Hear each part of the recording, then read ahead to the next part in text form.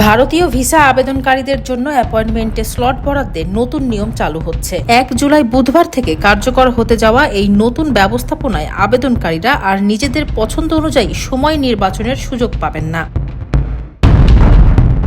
ভারতীয় ভিসা আবেদন কেন্দ্র বা আইভ্যাক এক বিজ্ঞপ্তিতে জানিয়েছে, 1 জুলাই থেকে বাংলাদেশের সব আইভ্যাক থেকে সব ধরনের ভিসার ক্ষেত্রে এই নতুন ব্যবস্থা কার্যকর হবে। এখন থেকে আবেদন জমা দেওয়ার সময় সিস্টেম স্বয়ংক্রিয়ভাবে একটি খালি সময় আবেদনকারীর জন্য নির্ধারণ করে দেবে। আইভ্যাক আরও জানায়, প্রতিটি কেন্দ্রের দৈনিক আবেদন গ্রহণের সক্ষমতার ওপর ভিত্তি করে সিস্টেম ক্রমানুসারে আবেদনকারীদের জন্য সময় বরাদ্দ করবে। ফলে অ্যাপয়েন্টমেন্ট বুকিংয়ের সময় আবেদনকারীদের আলাদাভাবে কোনো টাইম স্লট সিলেক্ট করতে হবে না। মূলত ভিসা আবেদন প্রক্রিয়া আরও গতিশীল করতে এই পরিবর্তন আনা হয়েছে। ফারজানা হাসিন, মানবকণ্ঠ।